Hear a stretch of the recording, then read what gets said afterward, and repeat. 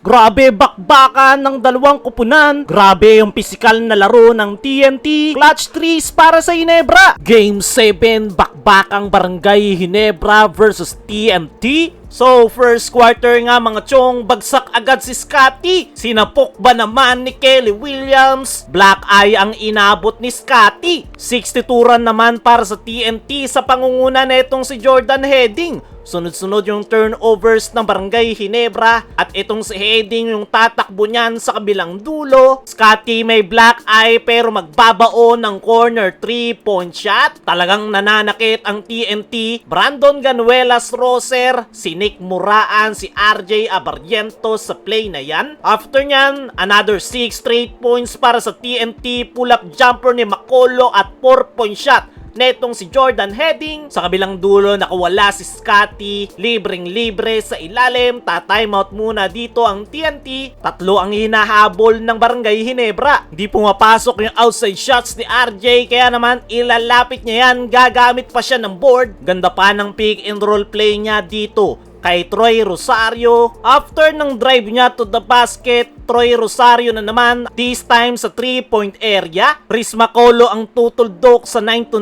run ng Ginebra sa kanyang one-handed jump. Pero etong si Brownlee, ganda ng poste, fadeaway jumper sa mukha ni RR Pugoy. Pero nakakabawi nga ito sa kabilang dulo, easy twos. Kaya natapos ang first quarter, 18-16, 2-point lead para sa Ginebra. Pagpasok ng second quarter, Chris Makolo dinadaanan lang yung depensa ng Barangay Ginebra. Pero kakaibang Scotty ang ating nakikita, aggressive to the basket. Ang kaso ang TNT umiinit na sa 3-point area. 3 from Ray ng Batak sa kabilang dulo and 1 play from Justin Brownlee. Pero another 3 ang response dyan ng TNT from Calvin Oftana. Ito namang si Justin Brownlee, atake to the basket and 1 play. Kaso etong si Chris Makolo, hindi mapigilan ng Barangay Ginebra. 6 straight points para sa nasabing TNT import. Ginagawang asintahan yung defender ng Ginebra. Kakawala rin etong si Kim Aurin to the basket. Ta-timeout muna si Coach Tim. 4-point lead para sa TNT. After that timeout, another turnover sa Ginebra. Easy layup yan kay RR Pugoy. Justin Brownlee naman, todo kayod na sa loob ng painted area. Pero sa kabilang dulo, Chris Makolo, another 3 ang ibabaon sa mukha ni Troy Rosario. 4 straight points naman etong si Justin Brownlee, pull-up jumper. Naka-steal naman si Scotty, easy dunk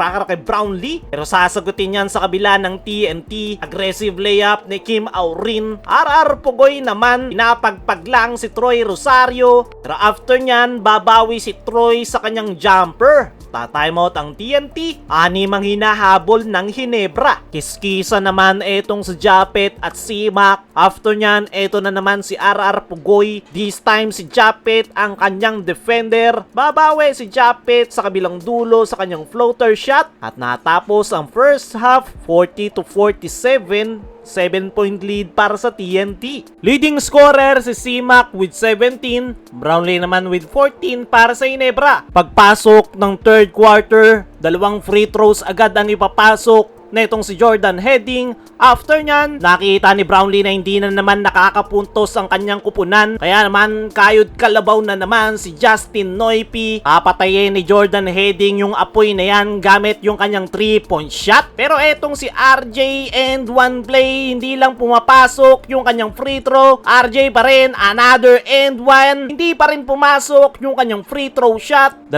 free throw rin yung sinablay na itong si Stephen Holt. Ang masakit pa, magbabaon ng 3 etong si RR Pugoy. Timeout ang Ginebra. Balik sa 7 nga bante ng TNT. After that timeout, mini run para sa Barangay Ginebra. Ganda ng peke netong si Scotty. Troy Rosario naman, nakakita ng opening sa gitna. Ito na naman yung sarcastic clap ni Chot Reyes matapos yung kanyang unsuccessful challenge. RJ Abarrientos, aggressive, easy layup sa kabilang dulo. Pero etong si Jordan Heading, mainit na, another 3 ang kanyang ibabaon. Justin Brownlee naman, ganda ng hanap kay Troy Rosario. Pero another 3 na naman para kay Jordan Heading. Timeout ang Ginebra. 7-point lead para sa TNT. After that timeout, Massive run para sa Barangay Ginebra. Grabe si Justin Brownlee. And one play, tumatawa na naman si Chot Reyes. After nyan, Scotty Thompson still tatakbo niya pa yan sa kabilang dulo. Tabla tayo sa 63. After ng timeout na yan,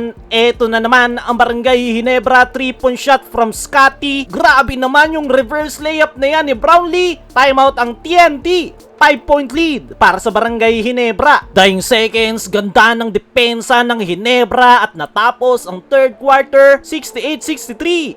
5-point lead para sa Ginebra. Pagpasok ng fourth and final quarter, RR Pugoy susuwagin ng depensa ni Troy Rosario, pero after nyan, tres ang isasagot netong si Nards Pinto. Ang kaso na injured si Japet. Sinesenyasan siya ni Coach Team na humiga muna. After nyan, ganda ng footwork netong si Justin Brownlee. Dalawang free throw isineblay ni Chris Macolo. Ang Barangay Ginebra, Justin Brownlee, ganda ng pagkakakat to the basket. Easy layup, timeout ang TNT. 8-point lead para sa Barangay Ginebra. Apat na sunod na free throw na ang sinasablay ni Chris Macolo. Pabalik-balik si C-Mac sa free throw area. Timeout muna ang Ginebra. 5 ang hinahabol ng TNT. After ng timeout na yan, aggressive si Macolo to the basket. Clutch 3-point shot para kay Nards Pinto. Grabe intense bakbakan ng dalawang kupunan. Ginebra ang kukuha ng kampyonato.